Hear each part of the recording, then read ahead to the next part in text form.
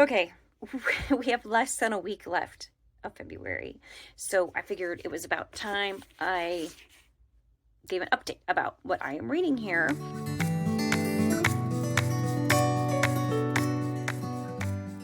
This is for the kind of reading challenge or whatever that my sister and I did when we went to McKay's and we picked each other 3 books.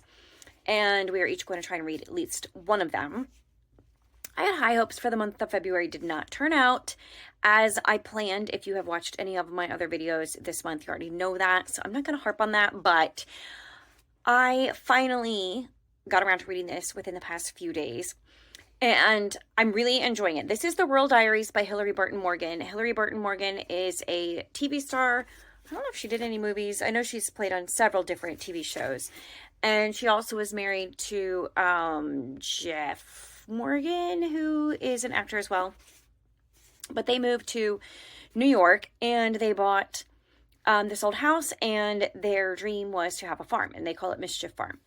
And so this is kind of her memoir about that. I just finished last night reading the first part. It's in 3 parts. Part 1 is plant, part 2 is grow, and part 3 is harvest, which I thought was really kind of a cute way of subdividing the book into sections.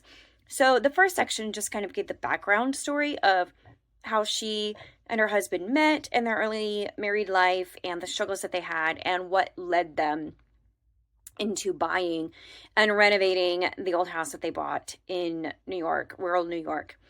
And it was really interesting. I love her down-to-earth tone and her honesty and what's the word I'm looking for? Not really vulnerability, but like she's not trying to hide anything about herself or her husband or their relationship, but neither is she. It's not like a tell-all sort of thing either. So she's just, being honest and sincere about their early struggles in the relationship,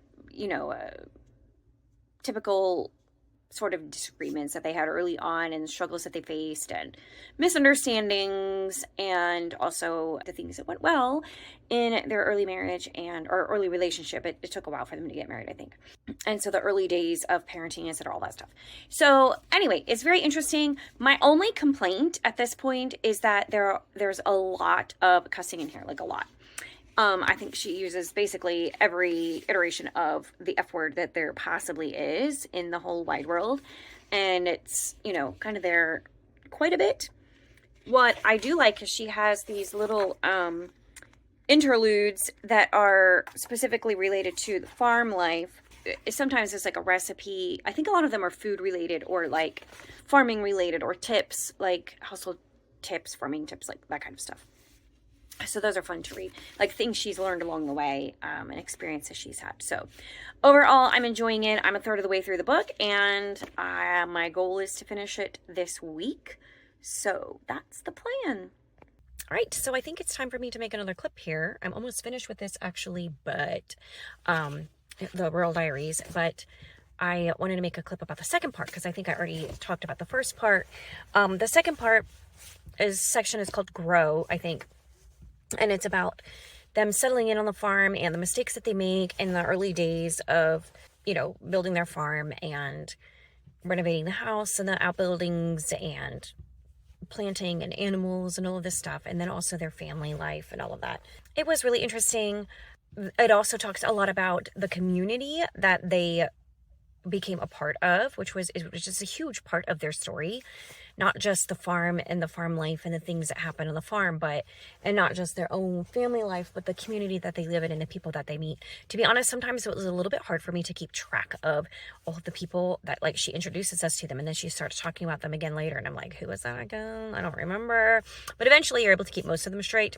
At least eventually I was. It took me a while. It probably will take most people less time. But anyway, it's interesting.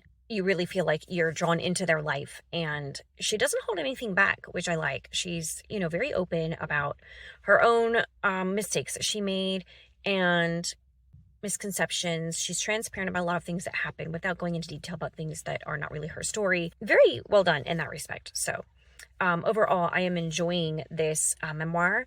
I really do like memoirs. I like hearing different people's story, even if it's not someone that I am particularly familiar with. I didn't know anything about her before I started reading this memoir, but it's still very interesting.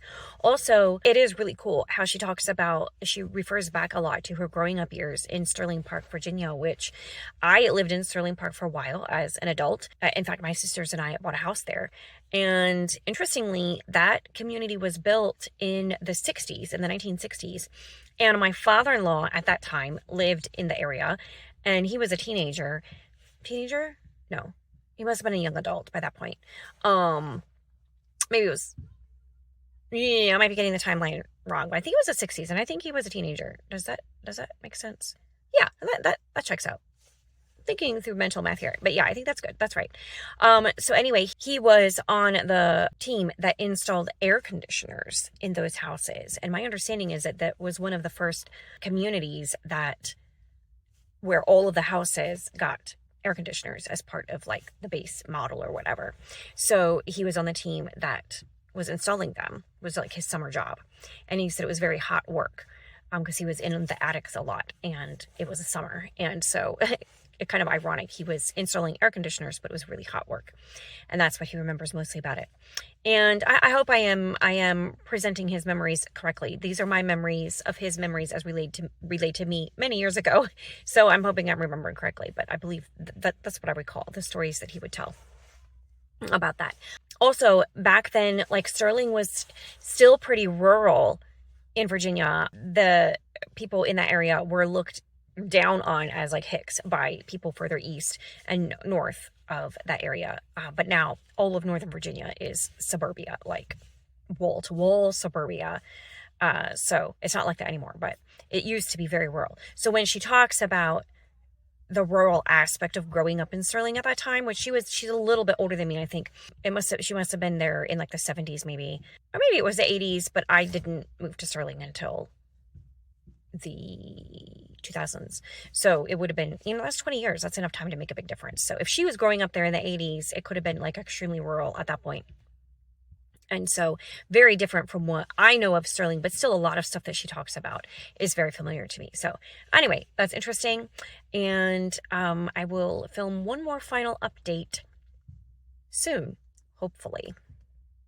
Final segment about this book, The Rural Diaries by Hilarie Burton Morgan. I finished it up last night, and overall it was very enjoyable. I think I'll probably end up giving this like 3.5 stars, 3 stars. It was a very enjoyable read. It was very, very conversational in tone. The author was very, I don't want to use the word vulnerable because it's not really, I mean, she is in it to a certain extent, but more like just really honest and open, very open about her life and the things that she went through together with her husband. Well, he's her husband by the end of the book, and the struggles that they have together, the struggles that she faces individually. There is some grief that they experience and some struggles both for her individually, but as a family, as a couple, and then also in their communities, there's some grief, and then there's some struggles and events that happen in the community that they are very involved in. And so it was really interesting to read all about that. What I love about memoirs is that everybody has a story, and even if you don't know the person, their story can be very compelling, which was the case for this one. And the fact that she came from an area that I am very familiar with and is one of the places that I have called home in the course of my life, and the fact that she had such an interesting life and she was such a down-to-earth, normal person, really made the reading very interesting. Overall, I enjoyed it. I think it's a lot of fun how she has sprinkled kind of intermittently throughout the book, she has the Mischief Farm, which is the name of their farm, little notes and fun things with recipes and reflections on her life or tips on farm life. Here's another one, recipe, and a little background for the recipe. So that is just a fun detail in the book that makes it interesting read, plus an amazing cover. And let's look one more time at these gorgeous end papers here with their farm. I recommend it for someone who is a fan of memoirs, particularly if you are interested in stories like The Pioneer Woman, Ree Drummond, and that kind of thing, with an element of homesteading or farming or that kind of element. It's also, interestingly enough, a great celebrity memoir, but with a really fun twist with the fact that they buy the farm, and it's a really interesting mashup of celebrity life and homesteading, kind of fun.